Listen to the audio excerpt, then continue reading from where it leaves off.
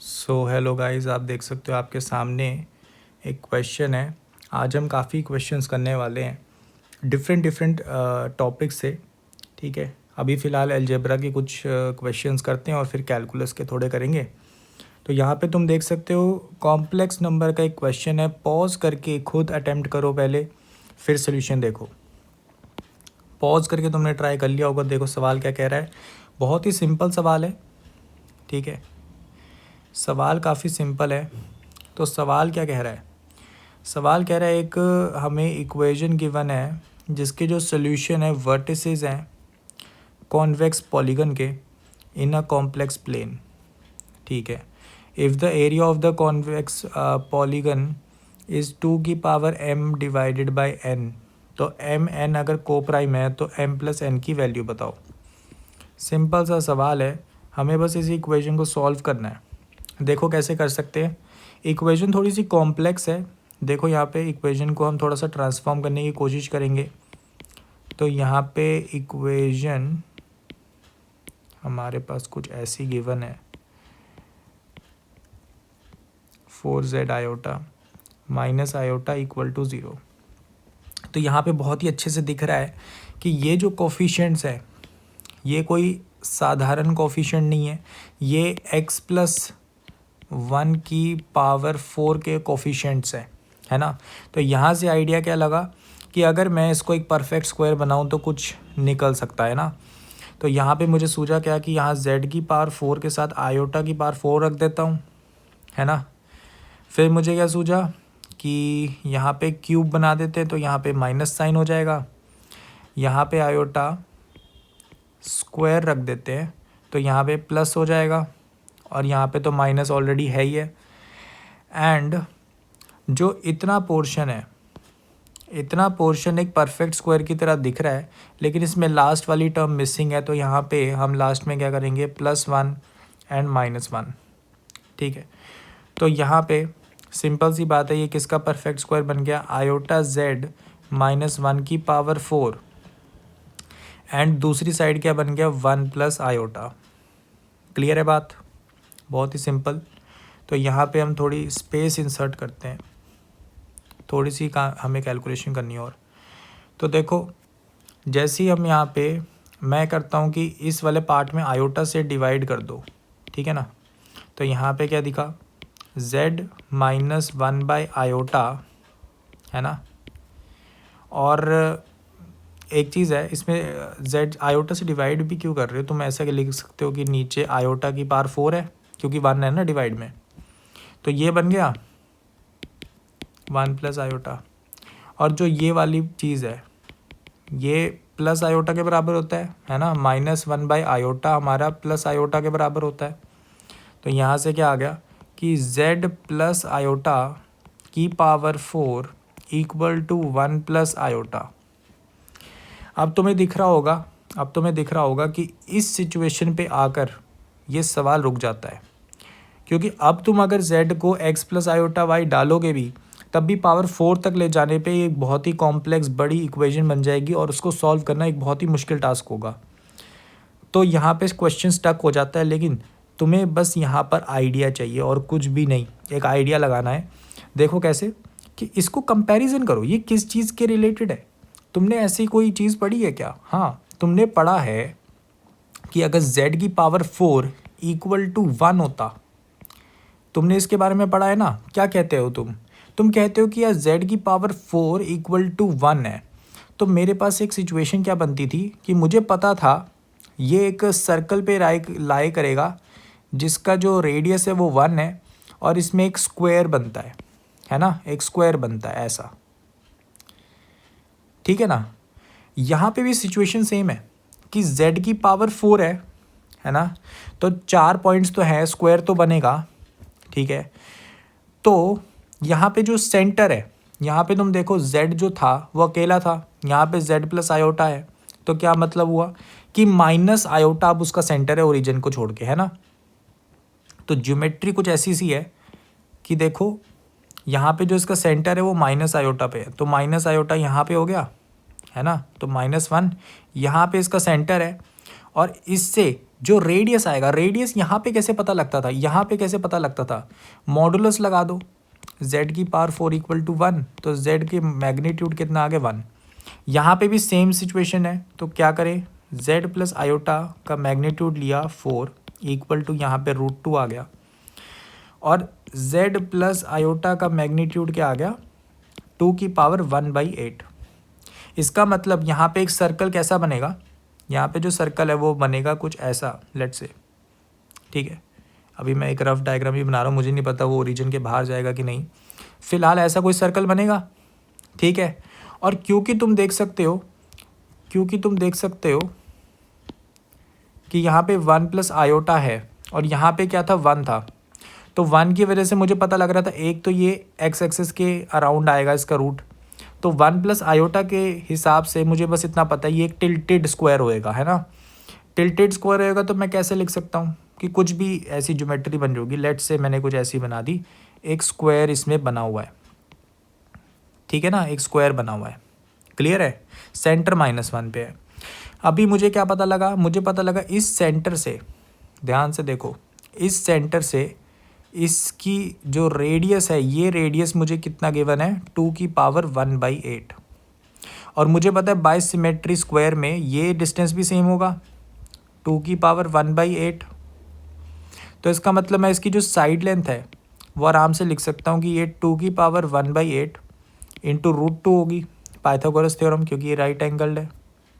तो यहाँ से साइड लेंथ मेरे पास क्या निकल गई, a 2 की पावर 1/8 इंटू √2। इसको कैलकुलेट कर लेते, 2 की पावर 1/8 प्लस 1/2 पावर ऐड हो रही है, तो 2 की पावर ये बन जाएगा 5/8, ठीक है। और तुम्हें क्या निकालना था, तुम्हें निकालना था इसका एरिया, है ना। तो एरिया कैसे निकल जाएगा, a स्क्वायर, तो एरिया a स्क्वायर है, तो a स्क्वायर क्या आ गया 2 की पावर 5/8 इंटू 2, तो यहाँ पे क्या बन गया 2 की पावर 5/4। तो ये एरिया आ गया इस कॉन्वेक्स पॉलीगन का या फिर स्क्वायर का, तो ये अपना आंसर है।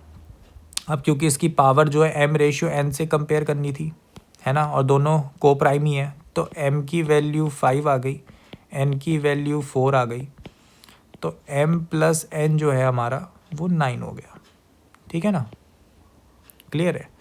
तो इस क्वेश्चन का जो करेक्ट आंसर है वो 9 हो जाता है।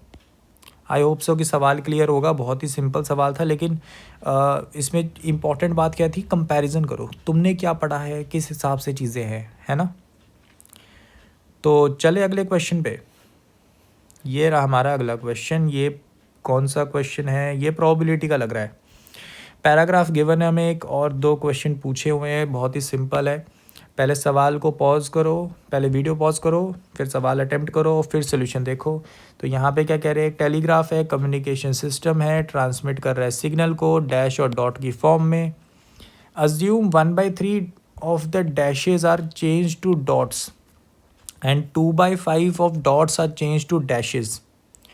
Also suppose that the ratio of transmitted dashes and dots is 3:5। तो उन्होंने बोला probability that the transmitted signal is a dash and the received signal is a dash if the received signal is a dash, तो उसकी probability बता दो। वैसे ही यहाँ पे transmitted signal is a dot if the signal received is a dot। तो यहाँ पे सिंपल सी बात है, सिचुएशन को समझो, है ना, सिचुएशन को समझो और सवाल हो जाएगा। तो प्रोबेबिलिटी में सबसे इम्पॉर्टेंट चीज़ क्या है, प्रोबेबिलिटी में सबसे इम्पॉर्टेंट चीज़ है उसका डायग्राम।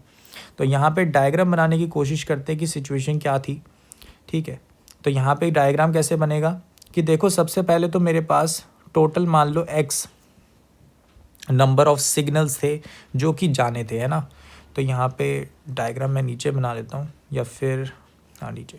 तो यहाँ पे x मेरे पास सिग्नल्स थे, उन्होंने क्या बोला कि x में 3:5 में डिस्ट्रीब्यूशन है, कुछ डैशेस हैं, कुछ डॉट्स हैं। तो मैंने बोला कि अच्छा ठीक है, इधर 2 ब्रांचें बनेंगी, x टोटल था, तो x का 3/8, ध्यान रखना 3:5 है ना, तो 3/8 पोर्शन कितना होगा, डैशेस होंगे,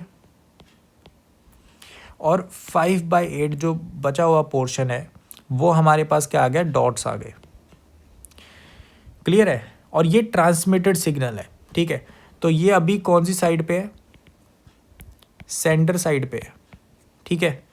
फिर हमें क्या बोला है कि जो डैशेस हैं यहाँ पे, अगली स्टेटमेंट देखो, assume 1/3 of the dashes are change to dots. तो जो 1/3 डैशेस हैं, ये डैशेस है, डैशेस का जो 1/3 पोर्शन है वो हमारा डॉट में कन्वर्ट हो गया, और डैशेस का जो बचा हुआ पोर्शन होगा 2/3, ऑब्वियस सी बात है 1 - 1/3 बचेगा ना, तो वो डैशेस ही रह गया, ठीक है। और डॉट्स में भी सिमिलर चेंजेस हो रहे हैं, ठीक है, ड्यूरिंग प्रोपगेशन। तो यहाँ पे 2/5 of dots are change to dashes, ठीक है। तो यहाँ पे 2/5 of dots are change to dashes, और जो बचा हुआ 3/5 है वो तुम्हारा डॉट्स में ही बचा हुआ है। और ये तुम्हारा क्या हो गया, ये तुम्हारा सेंटर साइड, रिसीवर साइड हो गया, ठीक है ना। और बीच में ये प्रोपगेशन हो गई मैसेज की, या फिर लगा लो सिग्नल की, ठीक है ना। तो ये सिचुएशन है। अब इस सिचुएशन में हमें 2 क्वेश्चन पूछे हैं, बहुत ही आसानी से सवाल सॉल्व हो जाएगा। स्पेस थोड़ी इंसर्ट कर देते हैं। अब देखो सवाल क्या कह रहा था, सवाल कह रहा है कि ट्रांसमिटेड सिग्नल एक डैश है और रिसीव्ड सिग्नल एक डैश है इफ़। तो यहाँ पे हमें गिवन क्या है कि जो हमें रिसीव हुआ है वो तो डैश है। तो यहाँ पे डायग्राम में ढूंढो, डायग्राम में मैंने ढूंढा, मैंने बोला डैश तो यहाँ पे, डैश यहाँ पे है, ठीक है। तो रिसीवर साइड पे डैशेस 2 जगह आ रहे हैं, ठीक है। टोटल पॉसिबिलिटी ये है कि ये 2 ब्रांचेस से आएगा। 2 ब्रांचेस कौन सी होंगी, एक तो ये वाली ब्रांच हो गई और एक ये वाली ब्रांच हो गई, ठीक है। 2 ब्रांचेस है, उनमें से उन्होंने क्या बोला, प्रोबेबिलिटी किसकी निकालनी है कि ट्रांसमिटेड सिग्नल जो था वो भी डैश था, है ना, ट्रांसमिटेड सिग्नल भी डैश था। तो ट्रांसमिटेड सिग्नल जो है ना, सेंटर साइड पे, वो हमारा डैश कहाँ पे है, डैश यहाँ पर है ना। मतलब एक ब्रांच में हमारी फेवरेबल केसेस है और टोटल तो 2 ब्रांचेस हैं। तो फेवरेबल निकाल लो, फेवरेबल अपने पास सिंपल निकलेगा कि यहाँ पे जो प्रोबेबिलिटी है यहाँ पे इवेंट की सिंपल है। फेवरेबल क्या है कि डैशेस वाली ये लेफ़्ट वाली ब्रांच पकड़ लो, तो 3/8 और साथ में 2/3 मल्टीप्लाई हो गए। अब नीचे टोटल लिख दो, 2 ब्रांचें हैं, तो नीचे क्या आएगा 3/8 लेफ़्ट वाली ब्रांच इंटू 2/3 जब वो प्रोपगेट करा, प्लस यहाँ पे क्या आ जाएगा दूसरी ब्रांच में कर लो 5/8 इंटू 2/5। क्लियर है, यहाँ पे सिंपल मल्टीप्लिकेशन हुई है, ये 5/8 था, यहाँ पे 2/5 था, ये मल्टीप्लाई हुआ, ये आ गया। यहाँ पे 3/8 था, 2/3 था, ये मल्टीप्लाई हुआ, ये आ गया, सिंपल, ठीक है। अब इसको सॉल्व कर लो, क्या आ रहा है ये, तो यहाँ पे मुझे दिख रहा है कि ये 3 कैंसिल आउट, ये 3 कैंसिल आउट, ये 5 कैंसिल आउट। तो ऊपर बन गया 2/8, नीचे बन गया 2/8 प्लस 2/8, तो ये तो आराम से 1/2 आ गया, ठीक है ना। अच्छा, तो ऑप्शन अपना ये कौन सा हो गया, सी ऑप्शन हो गया ना। सिमिलरली दूसरा वाला सवाल देख लो, दूसरा वाला सवाल अब आप लोग करके दिखाओ, ठीक है। सिंपल सी बात है, सिंपल सा डायग्राम बना हुआ है, उसी को देखना है बस। तो डायग्राम में कुछ चीज़ें इरेज करते हैं ताकि हमें समझने में आसानी हो। तो यहाँ पे ये है ना डायग्राम। अच्छा, तो अब हमें क्या बोला है, हमें बोला है कि जो हमें गिवन क्या है, हमें गिवन है कि जो सिग्नल रिसीव हुआ है उनको वो डॉट है। डॉट देखो कहाँ पे, सेंटर साइड में, सेंटर साइड पे हमने देखा डॉट यहाँ पर है और यहाँ पर है, ठीक है। तो यहाँ पे 2 ब्रांचें कौन सी बनी, यहाँ पर 2 ब्रांचेस क्या बनी कि अच्छा यहाँ से एक ये हो सकता है सिचुएशन और एक सिचुएशन हो सकती है यहाँ पे चले गए, ठीक है। तो ये 2 ब्रांचेस हो गई टोटल। और हमें क्या बोले, किसकी प्रोबेबिलिटी निकालनी है कि जो ट्रांसमिटेड सिग्नल था वो एक डॉट था। तो ट्रांसमिटेड सिग्नल अगर डॉट है तो ये वाली सिचुएशन बनी, यहाँ पर देखो, है ना। तो राइट वाली ब्रांच अपनी फेवरेबल है और टोटल तो आपको पता है दोनों ब्रांचेस होंगी, तो बस हो गया सॉल्व। देखो कैसे प्रोबेबिलिटी अब क्या आएगी, प्रोबेबिलिटी ऑफ दिस इवेंट क्या आएगा, यहाँ पे दिख रहा है राइट वाली हमारी फेवरेबल है, तो 5/8 हमारा सेंटर तक हमारे पास डॉट्स हो गए और फिर 3/5 मल्टीप्लाई में, तो क्या बन गया 5/8 इंटू 3/5। और टोटल क्या आ जाएगा, पहले तो ये ऊपर वाला ही सेम आ जाएगा क्योंकि एक ब्रांच तो वो भी है टोटल में, और लेफ़्ट वाली ब्रांच देख लो 3/8 इंटू 1/3, सिंपल 3/8 इंटू 1/3।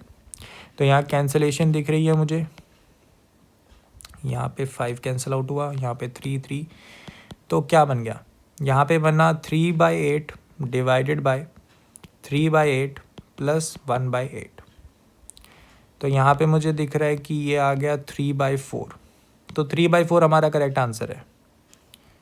तो ये अपना कौन सा ऑप्शन है, 3/8 नहीं 3/4 है ना आंसर, 3/4, हाँ ए ऑप्शन हो गया क्योंकि 6/8 लिखा है, ये भी 3/4 के बराबर है ना। तो ऑप्शन थोड़ा घुमाया हुआ है, ए ऑप्शन हो गया। तो सी और ए ऑप्शन इसके करेक्ट आंसर हो गया। आई होप सो कि ये क्वेश्चन क्लियर है।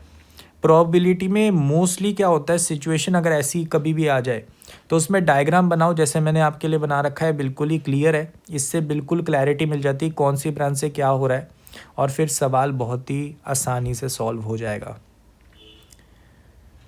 तो चलते हैं अपने नेक्स्ट क्वेश्चन पे। नेक्स्ट क्वेश्चन आ गया मैट्रिसेस का, ठीक है।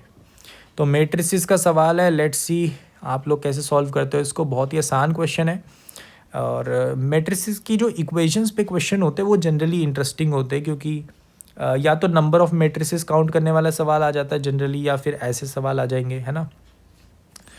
मैट्रिसेस काफ़ी एक अच्छा रोल प्ले करता है जेईई एडवांस में, तो इनको करना बहुत ज़रूरी है। तो पॉज करके आपने ट्राई कर लिया होगा, मैं शुरू करता हूँ इसको सॉल्व करना। यहाँ पर सवाल क्या कह रहा है, consider 2 3/3 matrices A and B satisfying this and this, ठीक है।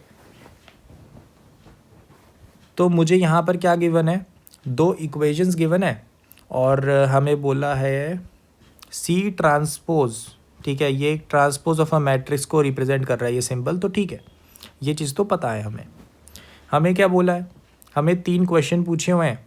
क्या कह रहा है वो, A is non singular matrix, तो ये बता दो। फिर क्या कह रहा है, फिर कह रहा है इसकी वैल्यू ज़रा बता दो मुझे। फिर क्या कह रहा है, ए एक नॉन सिंगुलर मैट्रिक्स है, तो ये बता दो किसके बराबर होगा, ठीक है। चलो सॉल्व करते हैं इसको। देखो भाई, हमारे पास जो इक्वेशंस है उनसे ही हमें डेटा निकालना होता है, ठीक है। सबसे पहले मैं एक चीज़ फोकस करता हूँ, जो कि है 3rd और 5th क्वेश्चन पे। क्यों, रीज़न क्या है कि A is a non singular matrix दोनों में गिवन है, तो दोनों ही निकल जाएंगे, ठीक है ना, दोनों ही निकल जाएंगे, कंडीशन सेम है, और जो रिज़ल्ट है सॉल्विंग करते करते दोनों एक साथ ही हो जाएंगे ना। और फिर मैं सोच रहा हूँ कि 4th वाले को देखूँगा कि वो क्या कह रहा है ना। तो यहाँ पे अपने पास जो इक्वेशंस हैं वो क्या कह रही हैं, अच्छा इक्वेशंस को ही सॉल्व करना है इसमें।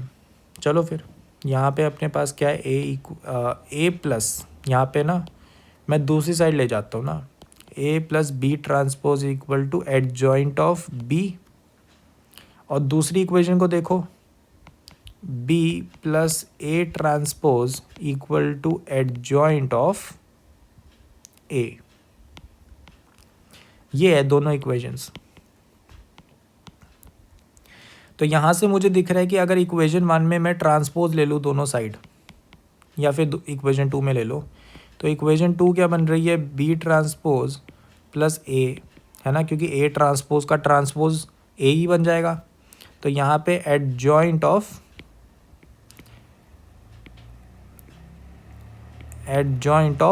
ए का ट्रांसपोज बन गया ना, ठीक है।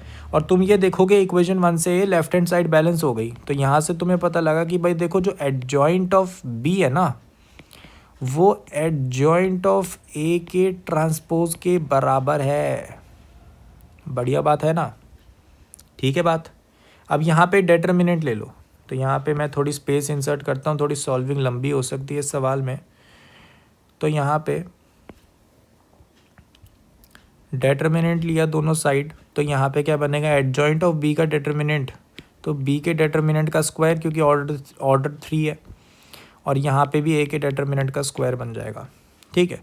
तो बेसिक सी बात क्या लगी कि भाई जो बी का डिटर्मिनेंट है ना, और जो ए का डिटर्मिनेंट है, या प्लस माइनस, इधर से पता लगा कि देखो ए का डिटर्मिनेंट तो ज़ीरो है नहीं, तो बी का डिटर्मिनेंट भी ज़ीरो नहीं है। तो यहाँ से मुझे बस एक चीज़ पता लग रही है कि जो ए और बी का डेटर्मिनेंट है वो दोनों नॉन ज़ीरो है, तो ए और बी दोनों का इन्वर्स एग्जिस्ट करेगा। अगर दोनों का इन्वर्स एग्जिस्ट करेगा तो सवाल यहाँ पे ढेर हो चुका है। समझो कैसे, यहीं से हम काफ़ी सिचुएशन निकाल सकते हैं। यहाँ पे एडजॉइंट ऑफ बी पे फॉर्मूला लगाओ, क्या होता है, फॉर्मूला लिख देते हैं। जो बी का इन्वर्स है वो किसके बराबर होता है, 1/a, बी का डिटर्मिनेंट एडजॉइंट ऑफ बी। तो एडजॉइंट ऑफ बी को आइसोलेट करके इन्वर्स की फॉर्म में लिख दो। क्या बनेगा, बी का डिटर्मिनेंट यहाँ पे बी इन्वर्स इक्वल टू, यहाँ पे क्या आएगा, ए का डिटर्मिनेंट ए इन्वर्स का ट्रांसपोज। तो ट्रांसपोज में ए का डिटर्मिनेंट तो आराम से बाहर निकल जाएगा क्योंकि वो स्केलर है ना। और ए का डिटर्मिनेंट यहाँ पे ए इन्वर्स का ट्रांसपोज और यहाँ पे बी इन्वर्स बी डिटर्मिनेंट। ठीक है, अब यहाँ पे मुझे क्या पता लग रहा है कि देखो ए का जो ट्रांसपोज और इन्वर्स है यहाँ पे स्विच आराम से करा जा सकता है। तो यहाँ पे ए ट्रांसपोज का इन्वर्स और यहाँ पे ए का डिटर्मिनेंट बी का डिटर्मिनेंट बी इन्वर्स। तो यहाँ पे सिंपल सी बात है, मैं इन्वर्स को दूसरी साइड लेके जा सकता हूँ, है ना, या फिर तुम कह लो बी से मल्टीप्लाई कर दिया और ए ट्रांसपोज से भी मल्टीप्लाई कर दिया। तो ए ट्रांसपोज यहाँ बन गया बी के डिटर्मिनेंट के साथ और यहाँ पे क्या बन गया, ए का डिटर्मिनेंट और बी। ठीक है, क्लियर है ना। ठीक है, तो ये अपने पास आ गया। और अपने पास क्या है, ठीक है, तो यहाँ पे ये चीज़ आ गई ना मेरे पास।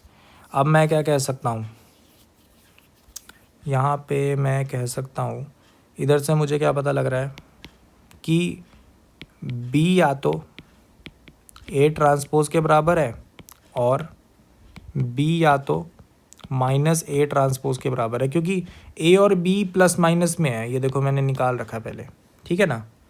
तो यहाँ से मेरे पास क्या पता लगा कि ये जो ओरिजिनल इक्वेशन थी ना इधर, ये जिससे मैंने सब कुछ शुरुआत करी है, ये एडजॉइंट वाली, तो इस पे ही आ जाओ। इस पे ही जैसे मैं आया तो मुझे क्या पता लगा कि देखो एडजॉइंट ऑफ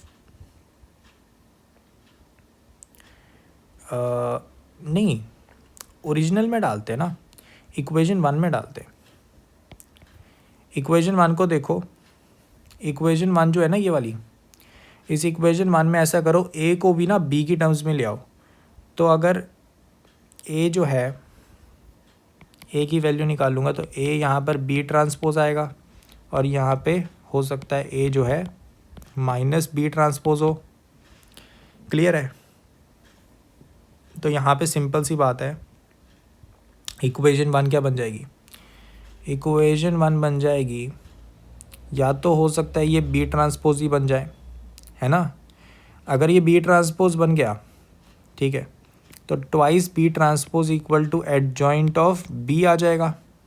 क्लियर है। और इसमें अगर तुम डेटर्मिनेंट लगा दो दोनों साइड, बी ट्रांसपोज यहाँ पे determinant equal to adjoint of B का डेटर्मिनेंट, तो यहाँ पे सिंपल सी बात होगी, ये जो 2 है ये एक 3/3 की मैट्रिक्स के साथ एक स्केलर मल्टीप्लायर रखा है। जब ये डिटर्मिनेंट के बाहर जाएगा तो इसकी पावर 3 हो जाएगी, क्योंकि ये तीनों रोज से कॉमन आउट होगा।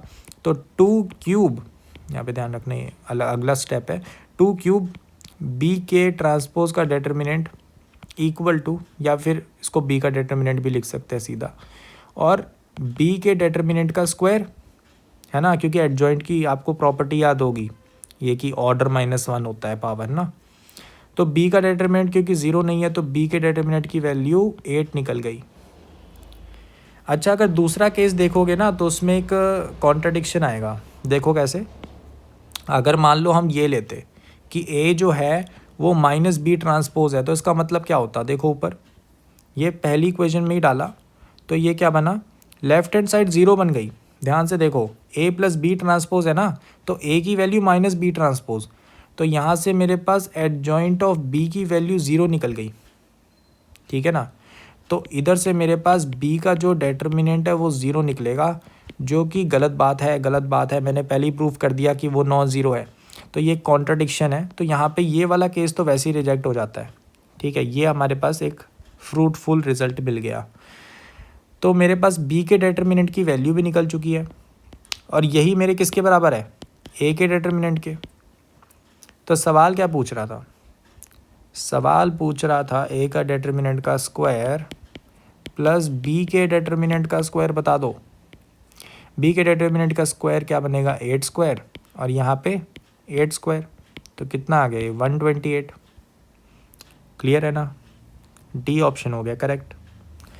और हमें लास्ट में क्या पूछ रहा था, ए इंटू बी जो है वो बता दो, ठीक है। ए इंटू बी निकालना है। आप कैसे निकालें ए इंटू बी, ए इंटू, देखो ये तो एक बहुत ही अच्छा रिजल्ट मिल गया मेरे को, है ना। मुझे निकालना क्या है, थोड़ी स्पेस इंसर्ट करें, ठीक है। तो यहाँ पे हमें निकालना क्या है, मुझे निकालना है ए इंटू बी जो है वो किसके बराबर है, ठीक है ना। ए इंटू बी जो है वो किसके बराबर है। तो कैसे निकालें, यहाँ पे हमारे पास रिजल्ट में क्या क्या था।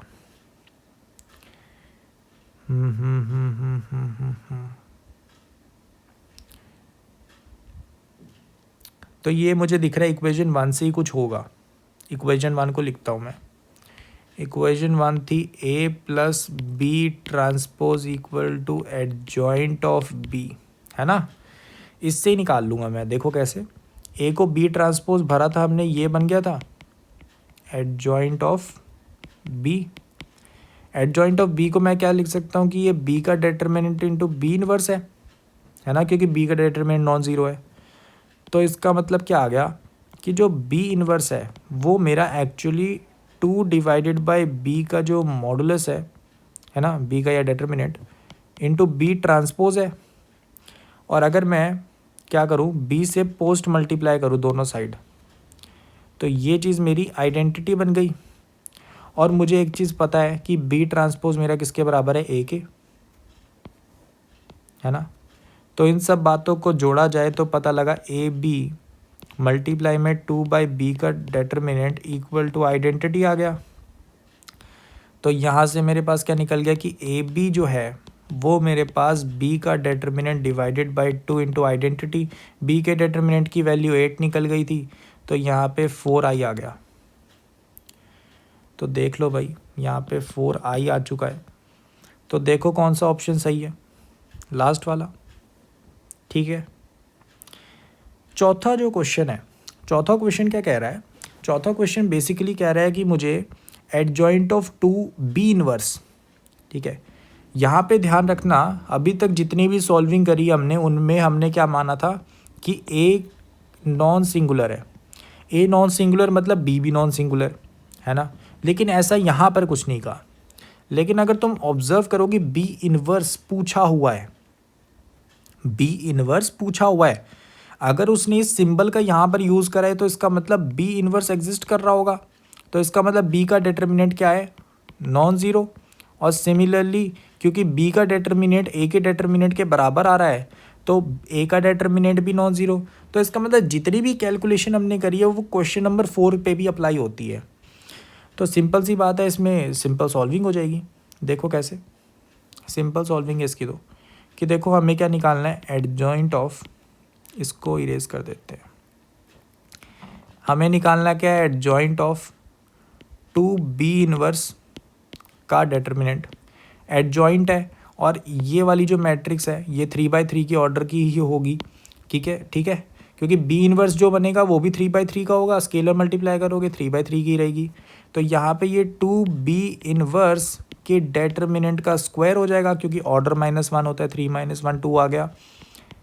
ये जो स्केलर है ये जब बाहर जाएगा तो पावर कितनी हो जाएगी इसकी, 2 की पावर 3 होना चाहिए था, क्योंकि तीनों रोज से कॉमन आउट हुआ, और फिर स्क्वायर हो जाएगा उसका 2 की पावर 6 बी इनवर्स के डिटर्मिनेंट का स्क्वायर। बी इनवर्स के डिटर्मिनेंट जो होता है वो 1/b के डिटर्मिनेंट के बराबर होता है। तो डिनोमिनेटर में ले जाओ b के डिटर्मिनेंट का स्क्वायर, b के डिटर्मिनेंट का स्क्वायर कितना बन जाएगा, 8 का स्क्वायर, है ना, 2 की पावर 6। तो 8 का स्क्वायर तो अपना 2 की पावर 6 होता है, 2 की पावर 6। तो ये तो 1 के बराबर आ गया, है ना। तो यहाँ पे जो ऑप्शन सही है वो ए ऑप्शन हो गया। तो ये सवाल भी सॉल्व हो गया। सवाल जो था वो काफ़ी सिंपल था, लेकिन देखो ध्यान से, काफ़ी सारी हमने सॉल्विंग करी है, काफ़ी सारे इंटरप्रिटेशंस करी है, रिजेक्शन हुई है एक चीज़ की, एंड हमने आंसर निकाला है। मेरे को सबसे बढ़िया इधर सॉल्विंग में पार्ट कौन सा लगा, ये लास्ट वाला। ठीक है, इधर थोड़ा सा हमने दिमाग अच्छे से लगाया है और फिर ढूंढ लिए चीज़ें। ठीक है ना। तो चले अपने नेक्स्ट सवाल पे। हो रहे होंगे आपसे सवाल, है ना।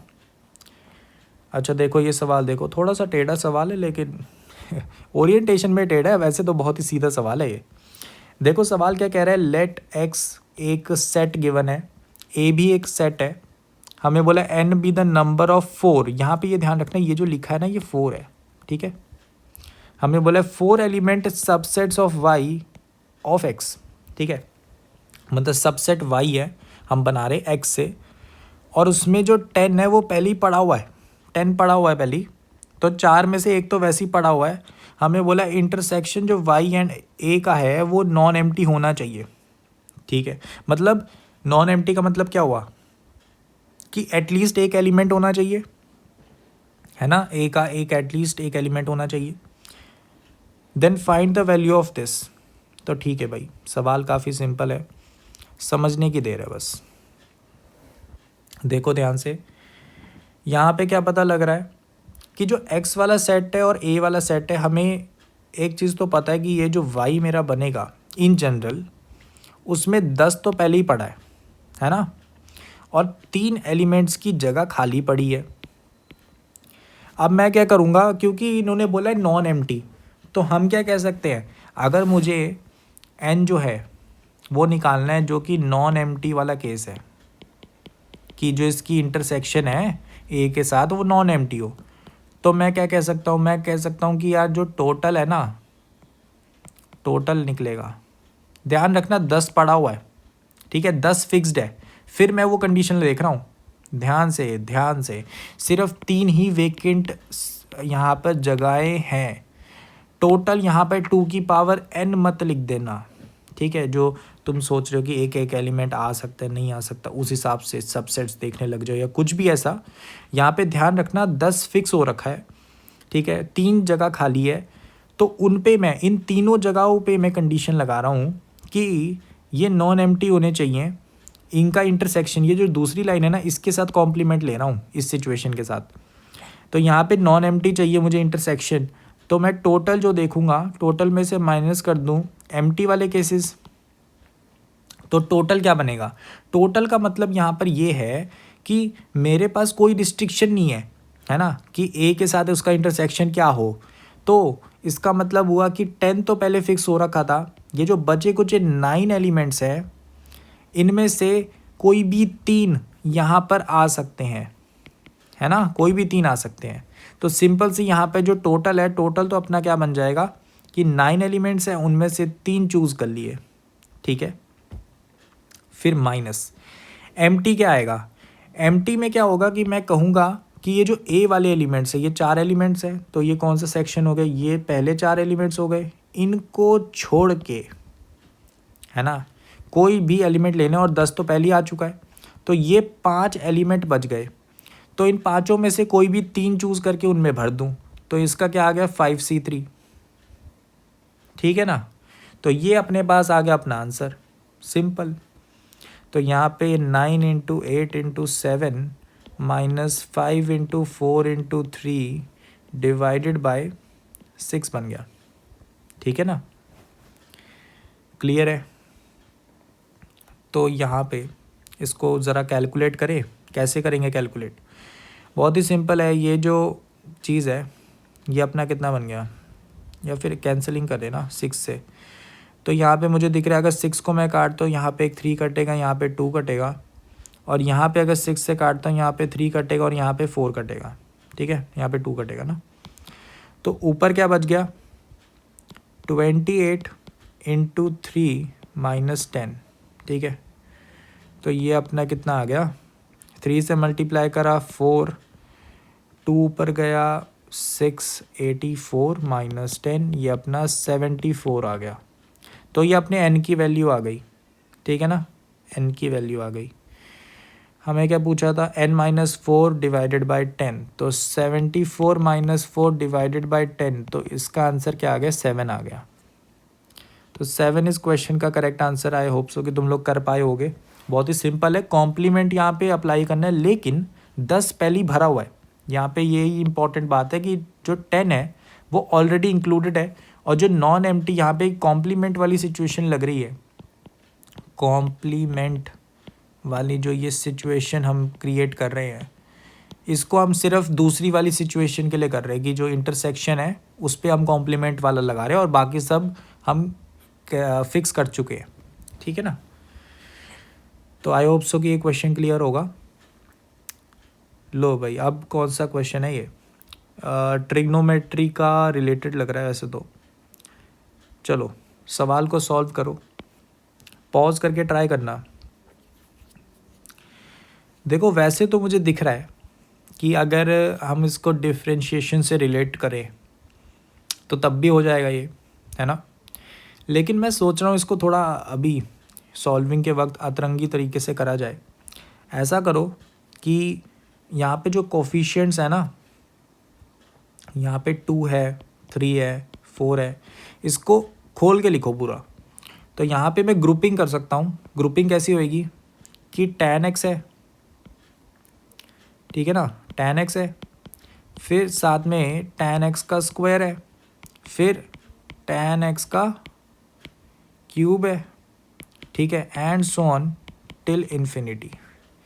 ठीक है ना, मतलब एक एक ग्रुप ले लिया सबके, ठीक है, पर एक tan x स्क्वायर बचा है ना, 2 थे, तो यहाँ पे tan x का जो स्क्वायर है प्लस यहाँ पे एक tan क्यूब भी पड़ा था। तुम समझ पा रहे हो मैंने कैसे करा है, मतलब स्टार्टिंग tan x से हो रही है, फिर पूरी सीक्वेंस, फिर tan स्क्वायर x से हो रही है, फिर पूरी सीक्वेंस, है ना, इन्फिनिटी तक। क्लियर है। और फिर tan क्यूब से शुरू होएगी ना, tan cube x and so on, ठीक है, इन्फिनिटी तक। और ये भी जो ये स्टार्टिंग है, ये भी हमारी tan ऑफ nx तक पहुँचती जाएगी, मतलब जो हमारा इन्फिनिटी वाला होगा, जो सबसे छोटी टर्म पहुँच जाएगी, एक अकेली पहुँच जाएगी, है ना। तुम इसको ऐसा ले लो, ये ऐसे जाता जाएगा, और लास्ट कोई टर्म होगी जो इन्फिनिटी पे पहुँच रही होगी, n लगा लो, इसकी power n tends to infinity है, ठीक है ना। तो इतना बढ़िया तुमने पैटर्न देख लिया, तो भाई अब सॉल्व कौन करेगा, सॉल्व कर लो। तो यहाँ मुझे दिखा पहले लेवल पे तो सिंपल है, इस सब का जो सम होगा वो तो मैं कैसे निकाल सकता हूँ, क्योंकि मुझे दिख रहा है x जो है वो -π/4 से π/4, -3π/4 से 5π/4। तो जो tan x है उसकी वैल्यू जो है, tan x जो है उसके मॉडुलस की वैल्यू <1 है। तो ये आराम से GP से आराम से सॉल्व होगा, कन्वर्जिंग सीरीज़ है। तो यहाँ पे जो आंसर है वो a divided by 1 - r, a यहाँ पर tan x है, डिवाइडेड बाई यहाँ पे कॉमन रेशियो भी tan x है, तो 1 - tan x। दूसरी सीक्वेंस को देखो, इधर क्या आएगा, इतने का सम क्या आएगा, इतने का सम आ जाएगा tan square x divided by 1 - tan x। Similarly third वाले लेवल पे देखो क्या आएगा, tan cube x divided by 1 - tan x। And यहीं पे तुम ये करते जाओगे, लास्ट वाले लेवल पे तो तुम्हारे पास एक ही टर्म है, tan x की पावर n, जहाँ पे n इन्फिनिटी जा रहा है, डिवाइडेड बाई 1 - tan x। क्योंकि अब मैं ये 1 - tan x क्यों लिख रहा हूँ, क्योंकि ये लिखा जा सकता है, पता है क्यों, रीज़न इसका सिंपल है कि ये चीज़ क्यों लिख सकता हूँ मैं, क्योंकि जो तुम्हारी ऊपर वाली चीज़ है ना, ये जो ऊपर वाली चीज़ है, ये जो ऊपर वाली चीज़ है ये बहुत ही स्मॉल है, ठीक है, बहुत ही स्मॉल टर्म है, इन्फिनिटी जा रहा है ना, बहुत ही छोटी टर्म है, तो इसको लिखने में कोई गुंजाइश नहीं है, कोई फ़र्क नहीं पड़ने वाला। तो बस अब इन सब का सम ले लो, है ना। अब जो है इन सब का सम ले लो, इन सब का सम ले लो, ठीक है।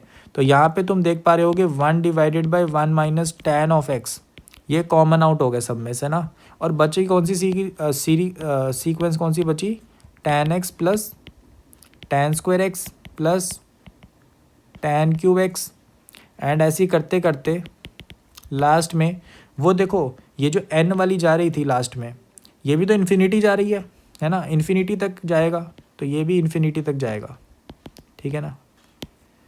तो लो भाई फिर से वही फॉर्मूला लगेगा जीपी वाला। तो यहाँ पे क्या आ गया, tan of x divided bye 1 minus tan of x का स्क्वायर बन जाएगा नीचे। तो ये आ गया तुम्हारे पास जो तुम्हारा यहाँ पे क्या गिवन था, एफ ऑफ एक्स। तो ये तुम्हारा एफ ऑफ एक्स आ गया। क्लियर है ना, अच्छा लगा तरीका, काफ़ी अच्छा तरीका है ये भी सॉल्व करने का इसको। तो एफ ऑफ एक्स तुमने निकाल लिया, अब क्या करना था, the number of solutions of equation F of X equal to 2। तो एफ ऑफ एक्स तो निकल चुका है, इसको इक्वल टू 2 रखेंगे, इक्वेशन सॉल्व करो। तो यहाँ मुझे दिख रहा है क्या बना, tan ऑफ एक्स तो यहीं पे है, यहाँ पे क्या बन गया, tan of x divided by 2 ले जाओ, यहाँ पे 1 माइनस tan एक्स का स्क्वायर बनेगा, तो 1 plus tan square x minus 2 times tan of x. तो यहाँ पे तुम्हें बस सिंपली क्या करना है, माइनस कर देते हैं ना, 2 से मल्टीप्लाई 2 tan स्क्वायर एक्स और minus 5 tan of X and plus 2 equal to 0। तो इसको कैसे लिखेंगे, स्प्लिटिंग करेंगे, minus 4 tan X minus tan X, ठीक है। तो यहाँ पे फैक्टर्स कैसे बनेंगे, यहाँ पे 2 tan एक्स कॉमन आउट हुआ, tan एक्स माइनस 2 बचा, यहाँ माइनस 1 कॉमन आउट करा, तो tan X minus 2 equal to 0। तो यहाँ पे 2 tan एक्स माइनस 1 और tan एक्स माइनस 2 ये दो फैक्टर बने। तो tan एक्स की जो वैल्यू है वो 1/2 और 2 के बराबर हो सकती है। फिर हमें एक चीज़ याद आई कि अभी अभी हमने कुछ चीज़ बोली थी यहाँ पर कि देखो यार जो tan एक्स है ना उसकी वैल्यू, tan एक्स की वैल्यू ना लेस देन 1 मैंने बोली हुई है। तो इसका मतलब क्या हुआ कि ये वाली सिचुएशन तो रिजेक्ट हो गई कि 2 के बराबर तो नहीं हो सकता, तो यही चीज़ सही है, ठीक है। तो tan एक्स इक्वल टू 1/2। अब मुझे बस इतना ढूंढना है कि इसके कितने सोल्यूशन है, ठीक है। तो ग्राफ बना लो, ग्राफ बनाए तो ग्राफ कैसा बनेगा, ये अपने पास आ गया y एक्सिस, ये आ गया x एक्सिस, ठीक है। तो यहाँ पे मैंने क्या बना लिया, ये मेरा हो गया π/2 वाला सिचुएशन आइसमटोट, और ये हो गया मेरा 3π/2 वाला आइसमटोट। फिर मुझे वैल्यूज़ लिखनी थी, एक मेरे पास हो गई यहाँ पर π/4 पे, एक मेरे पास यहाँ हो गई माइनस π/4 पे। यहाँ पे जो tan है वो कैसे निकलता है, यहाँ पे इसकी वैल्यू क्या थी, -1 है ना, और यहाँ पे इसकी जो वैल्यू थी वो क्या थी, 1। तो कुछ ऐसा बढ़िया सा कर्व निकलता है, ठीक है ना। और हमें क्या बोला है ये भी था 3π/4 और 5π/4। तो यहाँ पे भी जो वैल्यू है वो एक तरीके की ऐसी निकलेगी यहाँ पे, ठीक है ना। इनको इरेज कर देते हैं, और अपने पास यहाँ पे -1 पे वैल्यू, तो इसमें भी यहाँ पे बीच में पाई है, तो कुछ बढ़िया सी ऐसी निकलता है कर्व। हमें क्या बोला है, हमें बोला है कि 1/2 पे बताओ क्या सोल्यूशन आ रहे, कितने आ रहे हैं, एक आ गए यहाँ पर, एक आ गए यहाँ पर, जो इस क्वेश्चन का आंसर है वो 2 हो जाता है। आई होप सो कि क्वेश्चन क्लियर होगा। सॉल्विंग टेक्निक काफ़ी अच्छी लगाई है मैंने यहाँ पर, और क्लैरिटी मिल गई होगी इस सवाल में ना बेसिकली। चले फिर अगले सवाल पे। सो ये रहा अपना अगला सवाल, ठीक है। तो ये सवाल क्या कह रहा है, बहुत ही सिंपल है, एक हमें इंफॉर्मेशन गिवन है और ये चारों ऑप्शंस चेक करने हैं। थोड़ी कैलकुलेशन हैवी हो सकती है, बाकी ये सवाल काफ़ी सिंपल है। देखो कैसे, पॉज करके ट्राई कर लिया होगा आप लोगों ने। इस इक्वेशन को सॉल्व करना है, डिफरेंशियल इक्वेशन को, और फिर हमारे पास आंसर आ जाएगा। इसको अगर तुम एग्जैक्ट डिफरेंशियल इक्वेशन सोचने की कोशिश करोगे तो बहुत आसानी से होएगा। देखो कैसे, तुम्हारे पास गिवन क्या है, Y dash of x ji of X, है ना। अच्छा चलो ठीक है, minus Y of x G dash of X plus Y square X equal to zero. तो ऐसा करो, ये जो इतनी क्वांटिटी है ना, इसको राइट हैंड साइड लेके जाओ, ठीक है, और फिर जो वाई स्क्वायर एक्स है उसको डिवाइड में लेके जाओ। तो क्या बना, 1 इक्वल टू, यहाँ पे बन जाएगा g dash of x y of x minus y dash of x ji of x divided by y square x. अब इंटीग्रेशन करो। अब इंटीग्रेशन करना बहुत ही सिंपल है। इंटीग्रेशन करा तुमने तो क्या बना, यहाँ पे वाई डी एक्स, यहाँ पे इंटीग्रेशन करा डी एक्स। तो तुम अगर सोच पाए, तुमने अगर सोचा ध्यान से, तो तुम्हें पता लग गया होगा कि ये एक आराम से तुम किसी का डिफरेंशिएशन की तरह सोच सकते हो। तो तुम्हारे पास लेफ़्ट में तो आराम से x plus constant of integration आ गया, राइट में तुम सोच पा रहे हो कि इंटीग्रेशन के अंदर जो चीज़ है वो d by D X of G of x divided by Y of X है। अगर तुम लोगों ने ऐसी चीज़ कभी पहले नहीं करी तो अभी ध्यान से समझने की कोशिश करो कि मैंने रिवर्स में सोचा है कि वो किसका डिफरेंशिएशन होगा। तो यहाँ पे अब सिंपल सी कैंसिलेशंस हैं, इसको इससे कैंसिल कर दिया, इसको इंटीग्रेशन से कैंसिल कर दिया। तो यहाँ पे अपने पास क्या आ गया, x plus C equal to G of x divided by Y of X, ठीक है ना।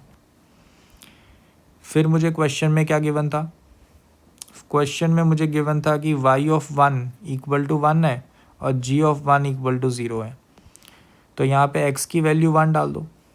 x की वैल्यू 1 डालोगे तो यहाँ पे क्या बनेगा, -1 डालेंगे ना, x की वैल्यू -1 डालेंगे।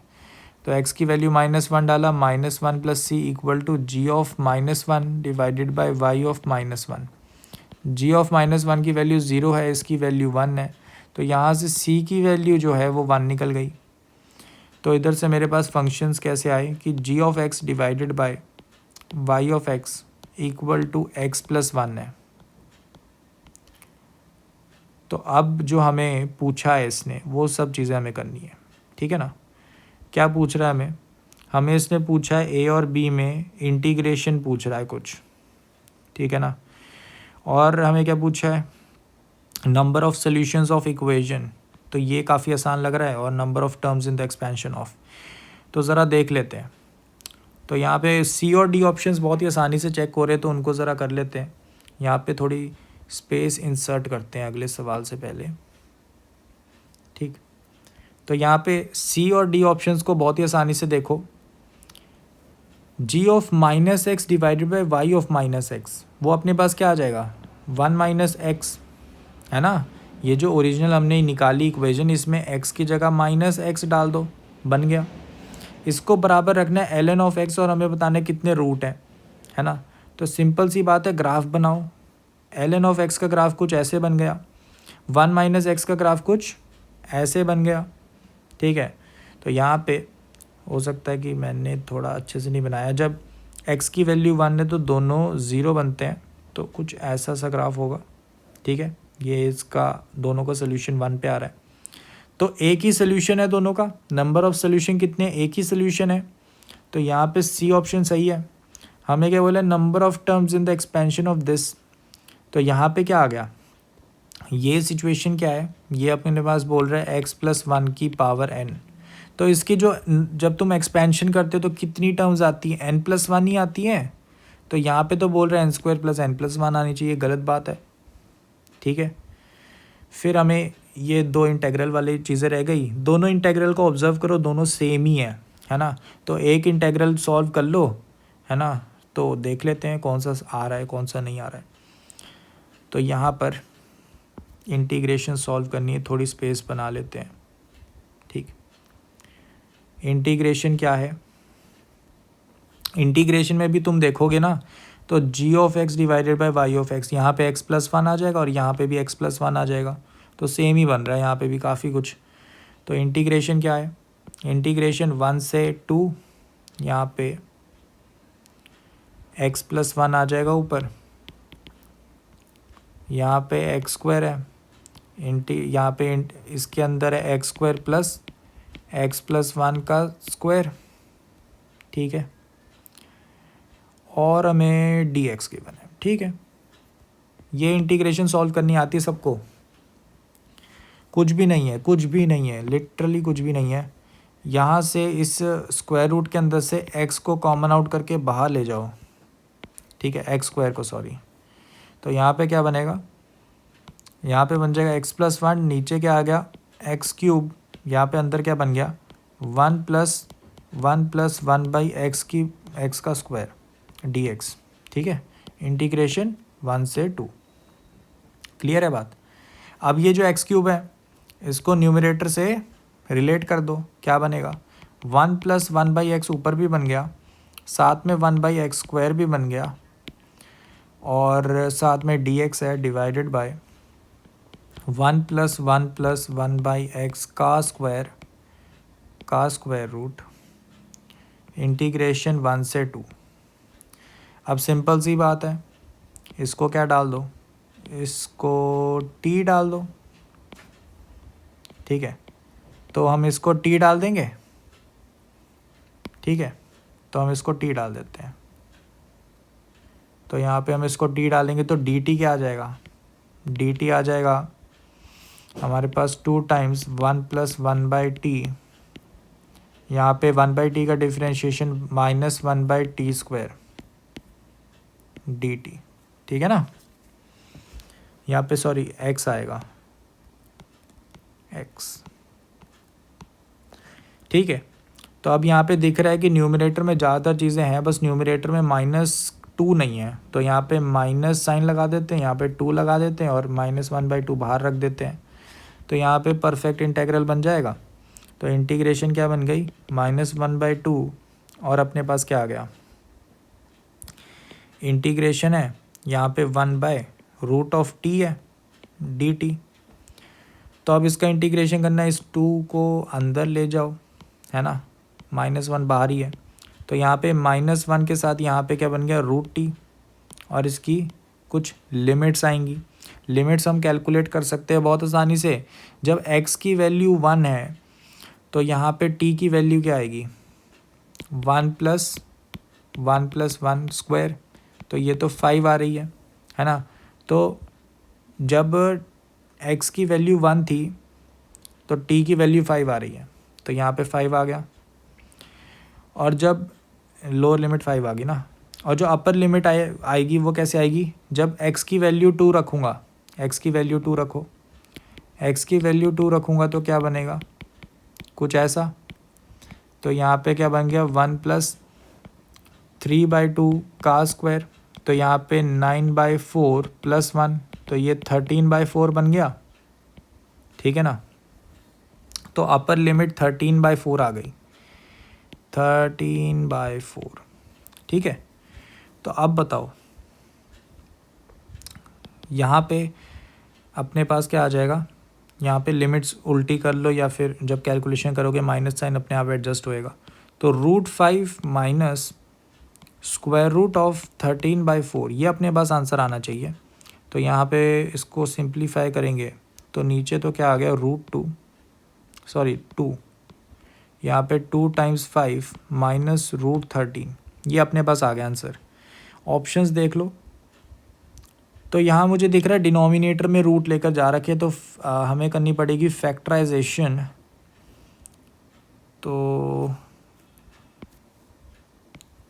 थोड़ी सी स्पेस और, तो यहाँ पे हम क्या करेंगे, twice of √5 minus √13 divided by, यहाँ पे प्लस में 2√5 प्लस √13। तो यहाँ पे डिनोमिनेटर तो बहुत ही सिंपल, 2√5 प्लस √13 ट्वाइस, और ऊपर क्या बन जाएगा 2√5 का स्क्वायर, 2√5 का स्क्वायर कितना हो जाएगा 4 × 5 20, 20 माइनस 13, तो 7 बन गया। तो अब देख लो कौन सा ऑप्शन है, बी ऑप्शन तो नहीं है, ए ऑप्शन है। तो ए और सी इसके करेक्ट आंसर हो गए, ठीक। ठीक है, काफ़ी सिंपल सवाल था। तो चलो हमारे अगले सवाल पे। ये सवाल भी हमारा कैलकुलस पे हो गया। देखो भाई सवाल कैसा है।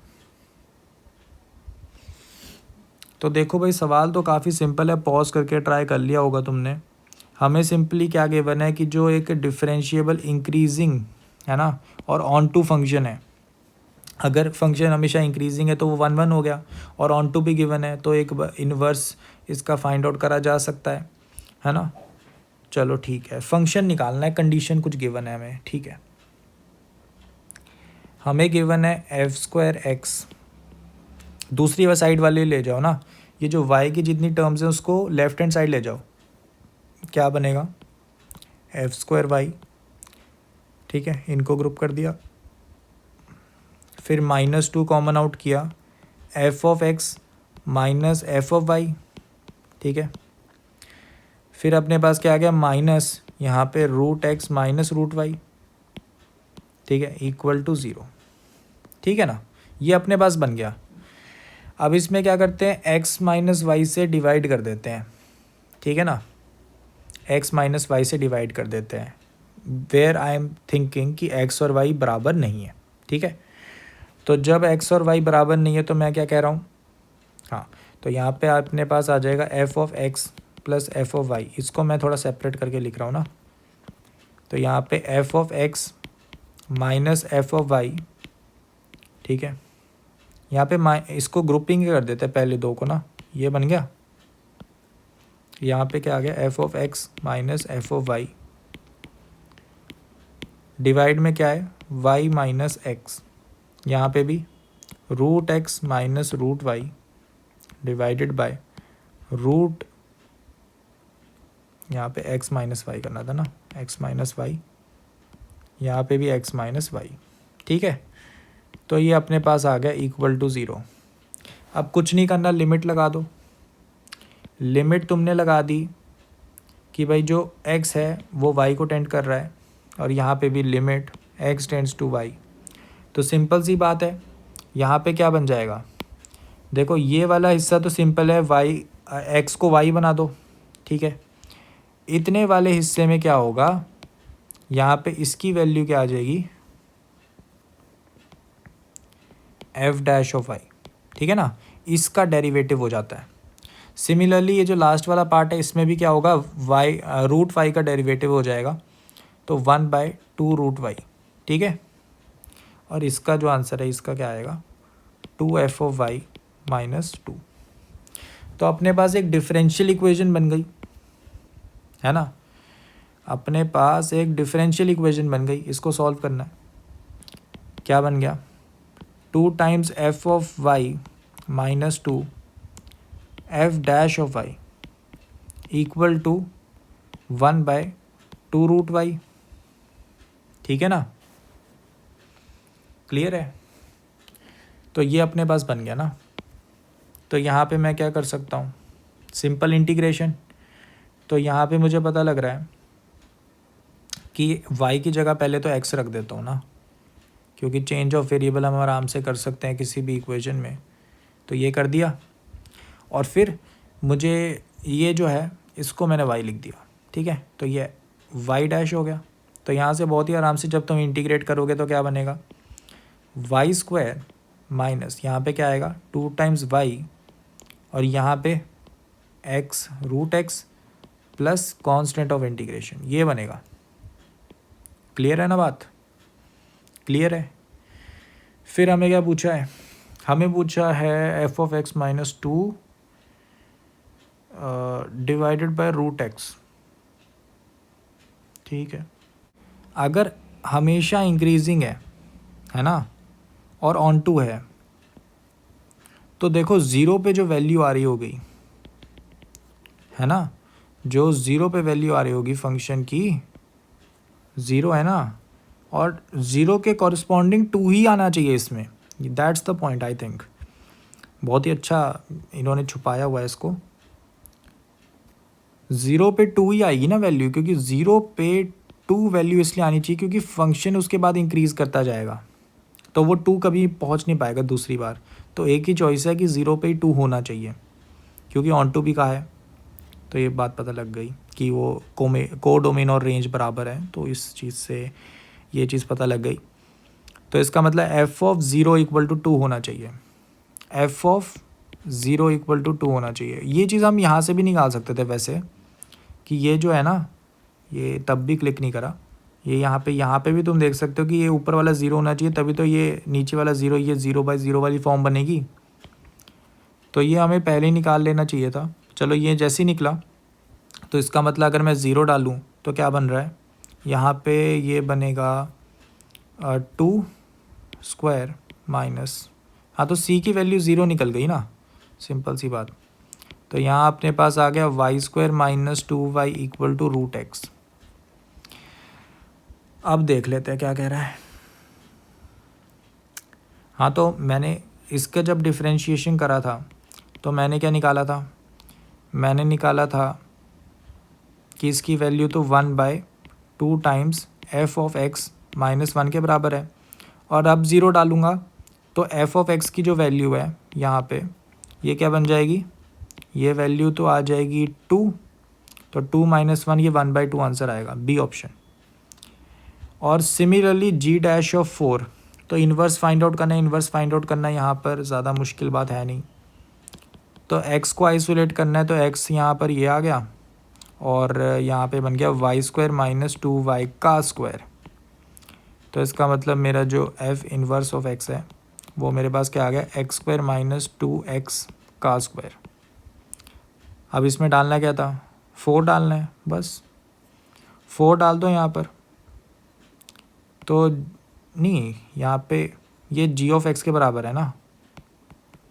अब इसका डेरिवेटिव करना है, g डैश ऑफ x, अपने पास क्या आएगा, 2 times x square minus 2x, और फिर इसके अंदर वाले का डिफरेंशिएशन 2x माइनस 2। अब इसमें 4 कर दो पुट, g डैश ऑफ 4, ये अपने पास क्या आएगा, 2 टाइम्स 16 माइनस 8, और यहाँ पे 8 माइनस 2, तो ये अपने पास बन गया 2 टाइम्स 8, यहाँ पे 6, तो अपने पास 2 टाइम्स 48 इक्वल टू 96। तो 96 इसका करेक्ट आंसर हो गया। ठीक है, तो बी और सी ऑप्शन इसके करेक्ट हो गया। आई होप सो कि क्वेश्चन समझ लग गया होगा। यहाँ पे थोड़ा सा हम फंस गए बीच वाली चीज़ में। वैसे हम ये लिमिट से भी निकाल सकते थे, हिंट यहाँ से भी मिल जाता, दोनों तरफ से मिल जाता। ठीक है ना। चलो नेक्स्ट क्वेश्चन हमारा एरियाज़ में से है। एरियाज़ का क्वेश्चन भी ठीक ठाक है ये वाला। आई होप सो कि ये सवाल तो आप कर लो, बहुत ही आसान सवाल है ये। ठीक है ना। सवाल क्या कह रहा है, बहुत ही सिंपल बात कह रहा है कि कॉन्टीन्यूअस फंक्शन है, area bounded by the curve Y F of X root X और ए बी लाइन सेगमेंट। ठीक है, तो मतलब जो ये वाला एरिया है, ठीक है ना, ये वाला जो एरिया है वो बराबर है एफ ऑफ एक्स के एरिया जो कि उसका वाई एक्सिस से बाउंड हो रखा है। तो ये वाला जो एरिया है ये दोनों बराबर हैं। ठीक है, तो बेसिक सी बात है, बड़ी ही बेसिक की बात क्या है कि अगर मान लो इसको एरिया को मैं ए मान लूँ, इसको ए मान लूँ और इसको बी मान लूँ, तो 2 टाइम्स ए प्लस बी, या छोड़ो सीधा ही कर लेते हैं, क्योंकि मुझे लग रहा है क्योंकि ए और बी जो है ना ये बाउंड नहीं करे हैं, इन्होंने बोला है फॉर ऑल एक्स, ऐसी वाली बात है इन्होंने, क्योंकि मुझे पता नहीं ना कहाँ तक ये बॉक्स बन रहा है, तो इन जनरल लेट करते हैं फिर, है ना। तो दिस मीन्स कि जो integration F inverse of x जो है डी एक्स, ठीक है, तो ये वाई एक्सिस के साथ बाउंड हो गया इसका एरिया, ये अपना 0 से लेकर एफ ऑफ एक्स तक जाएगा, क्योंकि ये जो सी है ये किधर तक है, एफ ऑफ एक्स तक। ठीक है ना, अगर ये एक्स है तो ये ए पॉइंट की हाइट क्या होगी, एफ ऑफ एक्स। ठीक है, क्योंकि फंक्शन जा रहा है ना ये, तो ये बात क्लियर होगी। तो ये बराबर किसके है, इंटीग्रेशन 0 से x तक हम क्या कर रहे हैं, F of x minus root X D X. Differentiate कर दो तो यहाँ पे अपने पास आ जाएगा ये तो x बन जाएगा और साथ में f डैश ऑफ x आ जाएगा। लेबनिट्ज़ रूल लगा रहे सीधा, f of x minus root X. तो ये तो अपने पास एक लीनियर डिफरेंशियल इक्वेशन टाइप का लग रहा है मुझे तो चलो भाई सॉल्व करें। तो यहाँ पे मुझे दिख रहा है, क्या दिख रहा है कि इसको डायरेक्ट करा जा सकता है। f डैश ऑफ x है ना, लीनियर डिफरेंशियल इक्वेशन की भी ज़रूरत नहीं है, बहुत ही डायरेक्ट है। देखो कैसे, यहाँ पे माइनस रूट एक्स आ गया। ऐसा करो, यहाँ पर डिफरेंशिएट करो एक्स स्क्वायर से, ठीक है। तो यहाँ पे मुझे दिख रहा है कि मैं लेफ़्ट हैंड साइड को कैसे लिख सकता हूँ कि ये differentiation of f of x divided by x है, ठीक है, equal to divide by dx equal to यहाँ पे -1/x की पावर 3/2। तो यहाँ पे दिख रहा है कि इसको इंटीग्रेट करना काफ़ी आसान है। क्या बनेगा, यहाँ पे f of x divided by x equal to integration of -1/x की पावर 3/2 dx। तो यहाँ पे ये क्या बनेगा, तो ये एक्चुअल में x की पावर -3/2 है, तो इसमें +1 करेंगे तो x की power -1/2 divided by -1/2, minus sign लगा हुआ है, माइनस साइन कट गए, प्लस कांस्टेंट ऑफ इंटीग्रेशन। तो यहाँ पे ये क्या बन रहा है, 2 divided by root x plus constant of integration equal to f of x divided by x, ठीक है। तो ये अपने पास आया फंक्शन। क्या बोल रहे थे, there are only one such function. ये तो गलत बात है भाई, हम तो फॉर ऑल एक्स देख रहे हैं ना, तो सबके लिए ही ट्रू है। और इन्होंने इन्फिनाइटली मैनी, सही बात है, क्योंकि कांस्टेंट ऑफ इंटीग्रेशन आ गए तो ऐसे इन्फिनाइट फंक्शंस हैं, बस सी की वैल्यू चेंज करते जाओ। ए और बी ऑप्शन को देख लो, इंटेग्रल वैल्यू अगर ये वाली ट्रू है तो क्या वैल्यूज़ ऐसी आ रही हैं, ये चेक करना है, बहुत ही सिंपल है। तो यहाँ पे एफ ऑफ एक्स निकाल लेते हैं। एफ ऑफ एक्स अपने पास क्या आ गया, 2 टाइम्स यहाँ पे root x plus c x, ठीक है ना। इसका इंटीग्रेशन करना है हमने, root x plus c x. तो ठीक है, यहाँ पे अपने पास इंटीग्रेशन किसका करना था, 0 से 1 f of x 2 root x plus c x D x. इसकी वैल्यू 1/3 गिवन है। तो 2 रूट एक्स का जब इंटीग्रेशन करोगे एक्स की पावर 3/2 हो जाएगा, नीचे भी 3/2 आएगा, यहाँ पे 2 था, ठीक है, प्लस यहाँ पर सी एक्स स्क्वायर बाई 2। वैल्यू तुम क्या डालोगे, 0 और 1, 1/3। तो 1 डालोगे तो सीधा ही बनेगा 4/3 प्लस c/2 इक्वल टू 1/3 आ गया, ठीक है। तो c/2 इक्वल टू -1 आ रहा है, तो c की वैल्यू -2 आ रही है, ठीक है।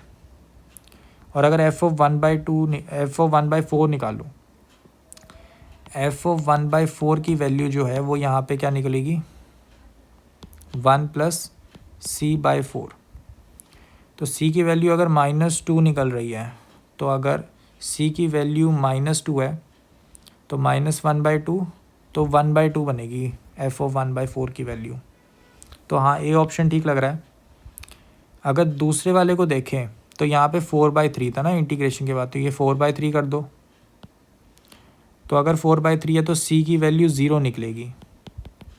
c की वैल्यू अगर 0 हो गई तो f ऑफ 1/4 की वैल्यू 1 बनेगी।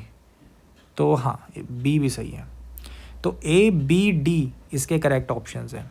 आई होप सो कि ये तुमने कर लिया होगा, कैलकुलेशंस ही करनी है और एक सिंपल सवाल था। अच्छा, ये रहा अपना अगला सवाल,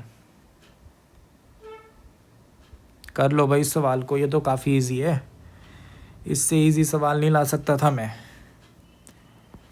अच्छा देखो, सवाल काफ़ी सिंपल था। हमें एक रियल वैल्यूड फंक्शन गिवन है, एक कंडीशन है जी ऑफ एक्स इस इंटेग्रल के बराबर है, तो हमें इसकी वैल्यू पूछी है। जो ये इक्वेशन गिवन है ना, जो ये इक्वेशन गिवन है इसमें ऐसा करो, x को x+2 पुट करो तो तुम्हें मिलेगा f(x+2) plus f(x+6) equal to f(x+4) plus f(x+8). ठीक है ना। और तुम अगर इस इक्वेशन 1 को और इस इक्वेशन 2 को ध्यान से ऑब्जर्व करोगे तो तुम्हें पता लगेगा f(x+4), f(x+2), f(x+6) यहाँ पे भी हैं सेम पोजीशन पे, और तुम्हें पता लगेगा ओनली डिफरेंस इज कि f(x) की जगह f(x+8) आ चुका है। तो इधर से डायरेक्टली निकल गया कि f(x) is equal to f(x+8). ठीक है ना।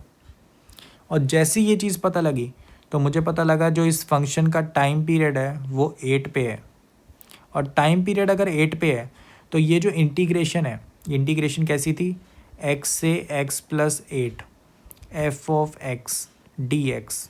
ठीक है। तो यहाँ पे झटपट गायब कर सकते हैं इस x को, क्योंकि ये एक्चुअली में अपने इंटरवल जो उसका टाइम पीरियड है जिस पे रिपीटिशन करता है उसके अलॉन्ग ही जा रहा है। तो ये प्रॉपर्टी के अकॉर्डिंग डायरेक्टली 0 से 8 तक इंटीग्रेशन f(x) dx बन जाएगा। ठीक है ना। जैसे ही तुमने ये करा तो भाई तुम्हें पता लगा अरे मैं अब g' देखूंगा तो ये तो 0 हो गया। क्यों? क्योंकि ये जो क्वांटिटी है ये क्वांटिटी एक कांस्टेंट नंबर है।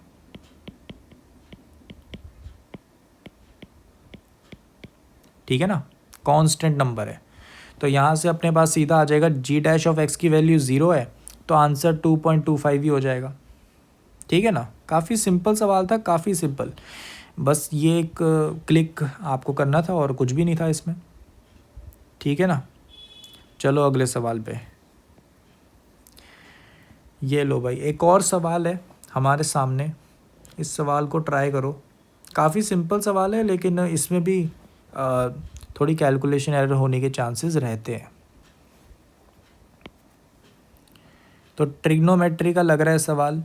देखो भाई, हमें सबसे पहले f' निकालना पड़ेगा ना ए और बी ऑप्शन के लिए, और सी और डी के लिए तो सीधा ही हो जाएगा। तो सी और डी कर लेते हैं। हमने बोला f(x) इक्वल टू 0, तो f(x) इक्वल टू 0 आएगा x cos of x² minus sine of x² equal to 0 रख दिया। साइन x को, साइन वाली टर्म को राइट हैंड साइड लेके जाओ, कॉस वाले को उसकी डिवाइड में लेके जाओ, तो ये बन गया कि x equal to tan of x²। इसका हमें देखना है सॉल्यूशंस कितने हैं। तो इसमें तो सीधा ग्राफिंग कर दो, है ना। ग्राफ कैसे बनाएंगे, तो यहाँ पे ग्राफ कैसे बनेंगे, हमें यहाँ पर रेंज गिवन है। ठीक है, कि इसका जो लीस्ट पॉजिटिव रूट है वो हमें देखना है, किस रेंज में, 0 से √π/6 और √π/8 से √π/4। ठीक है, तो यहाँ पे अच्छे से देखेंगे। देखो कैसे, बहुत ही ज़रूरी सवाल है ये, इस टाइप का एक मुश्किल सवाल आया हुआ है जेईई एडवांस में।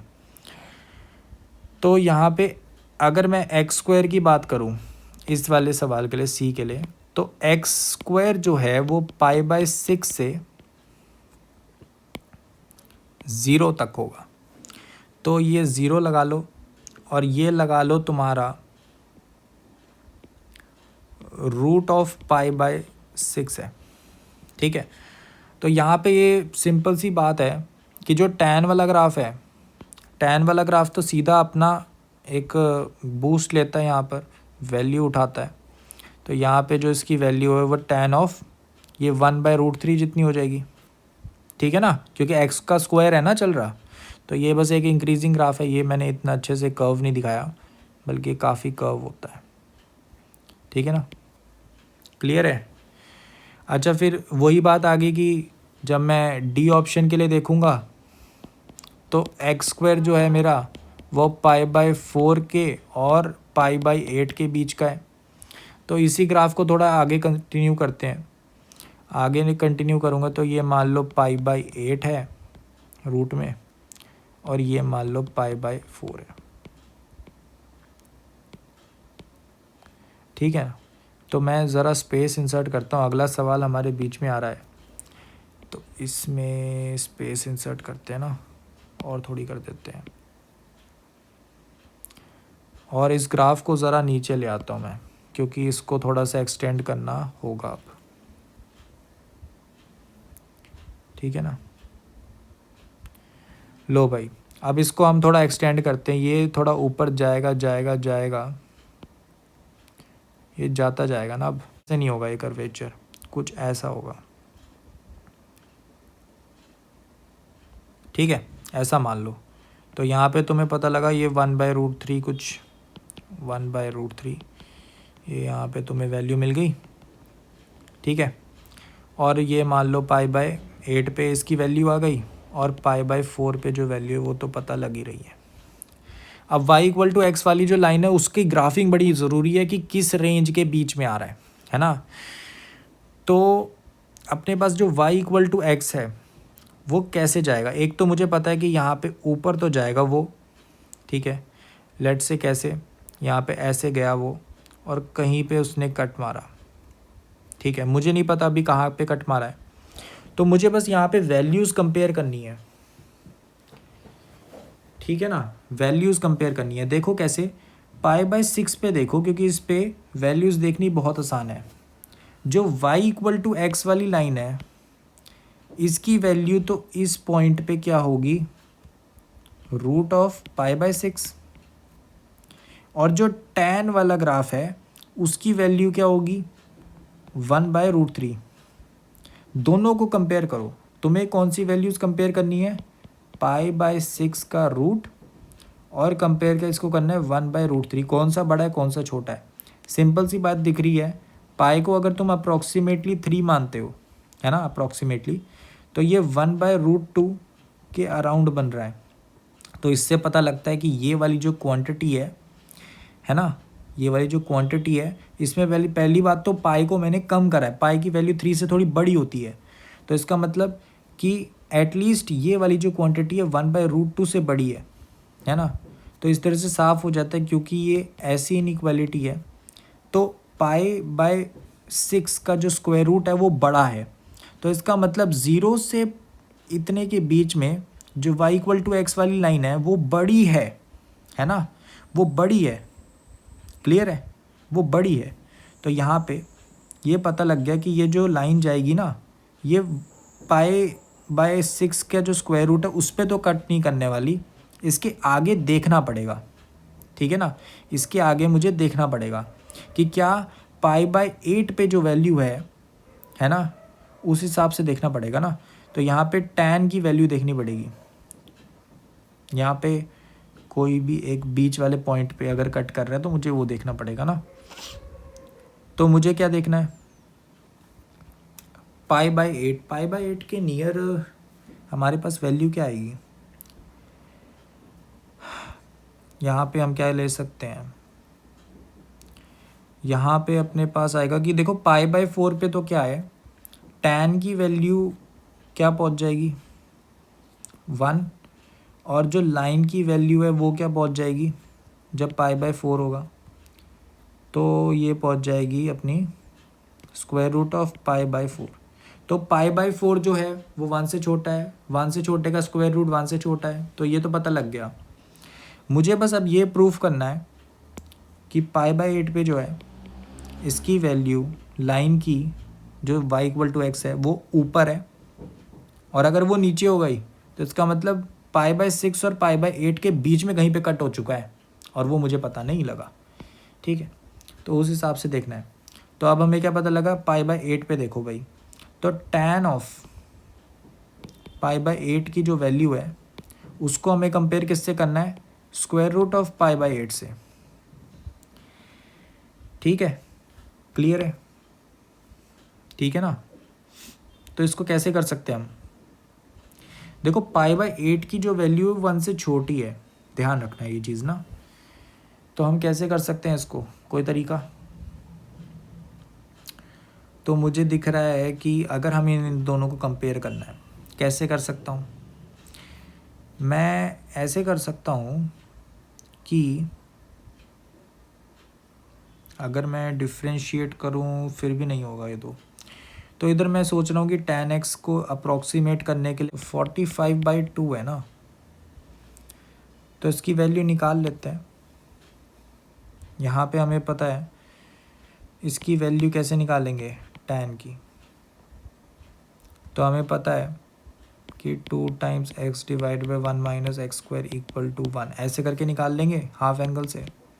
ये इक्वल टू x मान लिया है, तो यहाँ पे अपने पास आ गया x square plus 2x minus 1 equal to 0। तो यहाँ पे x प्लस 1 का स्क्वायर इक्वल टू 2, x की वैल्यू √2 माइनस 1 ये आ गई, तो √2 माइनस 1 आ गई। अब मुझे कंपेयर करना है, तो इसकी वैल्यू जो है √2 माइनस 1 आ गई, ठीक है ना। तो ये फंक्शन छोड़ो, इधर से नहीं निकलने वाला, ये निकल गया, तो √2 माइनस 1, ठीक है। तो यहाँ पे पाई/8, पाई हमारा 3.14 डिवाइडेड बाई 8 करूँगा तो कितना आएगा, 8 से डिवाइड करा तो 0 पॉइंट यहाँ पर 3 आ गया, 3 से करा तो 74 तो यहाँ 9 आ गया, ठीक है। सो 0.39 का स्क्वायर रूट आएगा ये, और यहाँ पे क्या आ गया 0.414, ठीक है, ये अपने पास आ गया। अच्छा स्क्वायर रूट फाइंड आउट करना है तो यहाँ पे 0.36 से कर लेते हैं ना, 0.36 प्लस 0.03, तो इसको अप्रॉक्सीमेट करते हैं, कितना बन रहा है कि भाई 0.6 जो है इससे थोड़ा सा, तो 0.6 प्लस समथिंग आएगा ये, है ना। तो ये पता लग गया कि ये जो लाइन है ये ऊपर है और ये वाली चीज़ नीचे है, तो इधर से पता लग गया कि लाइन यहाँ पर ऊपर है, tan वाला नीचे है, तो रूट इन दोनों के बीच में है। क्लियर है, तो यहाँ से पता लग गया कि जो करेक्ट ऑप्शन है वो अपना डी ऑप्शन होगा और सी ऑप्शन गलत है। फिर अपने पास बात आ गई ये डिफ्रेंशिएट करने वाली, डिफ्रेंशिएट कर दो एफ ऑफ एक्स को, यहाँ पे आ जाएगा x, और यहाँ पे cos x का डिफ्रेंशिएशन होगा तो क्या बनेगा, या फिर ऐसा करो डिफ्रेंशिएट करते तो क्या बनेगा, यहाँ पे बन जाएगा cos ऑफ x का स्क्वायर, फिर अपने पास प्लस में x पड़ा है minus sine of x square, multiply में 2x भी आएगा जब डिफ्रेंशिएट होगा ना, और फिर माइनस में साइन का डिफ्रेंशिएशन हुआ तो क्या आया 2x आएगा एक तो, और ऊपर से cos ऑफ x का स्क्वायर। तो यहाँ पे बेसिकली हम इक्वल टू 0 कर रहे हैं तो ग्रुपिंग भी करेंगे, यहाँ पे 1 minus 2x cos of x square minus 2x square sine of x square, इसको इक्वल टू 0 रखेंगे और ए और बी ऑप्शन चेक करेंगे। तो यहाँ क्या दिख रहा है, यहाँ दिख रहा है कि अगर मैं करूँगा तो यहाँ पे अब जो tan ऑफ एक्स स्क्वायर है वो अपना किसके बराबर आ रहा है, 1 minus 2x divided by 2x square, ठीक है ना, ये अपने पास आ रहा है। क्लियर है, ये अपने पास आएगा ना। तो मुझे क्या देखना है, मुझे देखना है ग्राफिंग देखनी होगी ना इसकी, इसका ग्राफ देखना पड़ेगा कैसे वेरी कर रहा है, किसके किसके बीच में बोला है, 0 से 2 पाई बोला है ना, 0 से 2 पाई। देखो एक्स स्क्वायर जो है वो 0 से 2 पाई तक जाएगा, ठीक है ना। इसका ग्राफ तो मैं आराम से बना दूंगा, इसका ग्राफ थोड़ा देखने वाला होगा कि कैसा जाएगा, ठीक है। तो इसको ज़रा सा हम तोड़ते हैं, 1/2x स्क्वायर माइनस 1/x, ठीक है। तो x जब बहुत ही बड़ा हो जाएगा, ठीक है, यहाँ पे इसको एनालाइज करना है, इसको जब ये x काफ़ी बड़ा हो जाएगा तो ये लगभग 0 की तरफ जा रहा है ना, जब x काफ़ी बड़ा हो जाएगा। और पहली बात तो ये नेगेटिव भी होगा जब देखो x जो है लेस देन 1 होगा, है ना, x जो है ग्रेटर देन 1 लगा लो, जब x जो है वो ग्रेटर देन 1 होगा तो यहाँ पे पता लग रहा है, ठीक है, कि ये जो क्वांटिटी है ये डेफिनेटली नेगेटिव होती जाएगी, ठीक है, क्योंकि एक्स स्क्वायर 1 से बड़ा हो जाएगा, फिर 1/2 एक्स स्क्वायर छोटी क्वांटिटी हो जाएगी, और यहाँ पे भी -1/x होगा, तो एक नेगेटिव क्वांटिटी बनेगी 1 के बाद, ठीक है ना। और अगर इसकी नेगेटिव क्वांटिटी देखनी है बहुत ही आसानी से इनइक्वालिटी से देख सकते हैं कि x ग्रेटर देन 1/2 पे 1/2 के बाद ये नेगेटिव बन जाएगा और उससे पहले ये ग्राफ जो है वो पॉजिटिव रहेगा, ठीक है ना। तो यहाँ से क्या पता लगा कि ये जो ग्राफ है वो डिक्रीज़ करता जा रहा है ना। बेसिकली बात क्या है कि ये ग्राफ जो है पॉजिटिव एक्स के लिए जैसे जैसे एक्स को बढ़ाओगे इसकी वैल्यू घटती ही जाएगी, ठीक है ना, नेगेटिव में बढ़ती जाएगी ऐसे कह लो, ठीक है ना। नेगेटिव में कुछ एक समय के लिए बढ़ जाएगी, या फिर ऐसा लगाओ इसको हम एनालाइज कर लेते हैं। इसको हम एनालाइज कैसे करेंगे, इसका डिफरेंशिएशन देखो, डिफरेंशिएशन बनेगा -2/x³, यहाँ पे 2 माइनस यहाँ भी +1/x² आ जाएगा। तो यहाँ पे अपने पास क्या बन गया, x³ अगर कॉमन आउट करूँ, यहाँ पे 2 को काट दूँ तो यहाँ पे x -1 बन रहा है, ठीक है। तो अगर x ग्रेटर देन 1 है तो अगर इसको 0 रखूँ तो x = 1 पे इसका एक स्लोप का चेंज आ रहा है, ठीक है। तो x 1 से जब पहले की बात करें, ठीक है, 1 से पीछे की बात करें, तो 1 से पीछे की अगर मैं बात करूँगा तो नेगेटिव स्लोप है वरना पॉजिटिव स्लोप है। तो negative slope and then positive slope, और ये जो ग्राफ है पॉजिटिव तो नहीं होने वाला। तो इधर से ये ग्राफ कैसा दिखता हुआ दिख रहा है मेरे को कि ये 1/2 से नेगेटिव हो जाएगा ना। तो यहाँ से ये 1/2 के बाद नेगेटिव हो गया, ठीक है। और जैसे ये नेगेटिव हुआ 1 पे इसका स्लोप चेंज हुआ, और ये जब भी स्लोप चेंज हुआ इसका ये हमेशा नेगेटिव ही है, तो ये इन्फिनाइट तक नेगेटिव ही रहेगा। तो ऐसा कोई ग्राफ बन गया।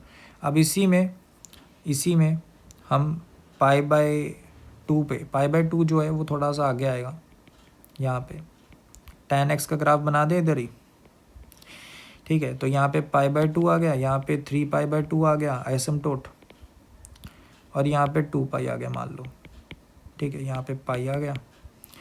tan का ग्राफ बनाऊंगा तो क्या बनेगा, कुछ ऐसा जहाँ पे बीच में अपने पास π/4 होगा, जो कि 1 से तो छोटा है, 1/2 से तो बड़ा ही है डेफिनेटली, तो यहाँ से बीच में से जाएगा और कुछ ऐसे जाएगा।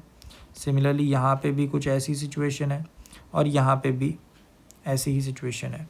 तो कितने रूट आ रहे हैं, कितने रूट आ रहे हैं, 1 आ गया, 2 आ गया, 3 आ गया, ठीक है ना, 3 रूट आ रहे हैं। तो नहीं, हमें किधर तक करना था,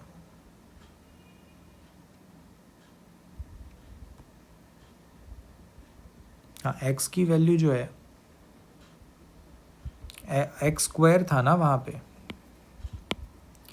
x² था, तो ये रूट में है सारे, है ना। तो ग्राफ थोड़ा डिफरेंट होना था, ग्राफ थोड़ा डिफरेंट होगा, क्योंकि ग्राफ जो है वो π/4 पे होगा ना। तो ये हाँ लगा लेते हैं, कोई ना, इसको रूट मान लो, ये 1/2 पे है, ठीक है। तो tan का ऐसे जा रहा है, तो बनना तो वैसे ही है, बस ये ध्यान रखना कि नंबर लाइन में क्या है x²। जब मैं x² कंसीडर कर रहा हूँ तो मैं tan का ग्राफ बनाने की सोच रहा हूँ, और जब नॉर्मल x कंसीडर कर रहा हूँ तो इसका ग्राफ बना रहा हूँ। तो उस हिसाब से ये बनेंगे 3 ही, ठीक है, बनेंगे टोटल 3 ही।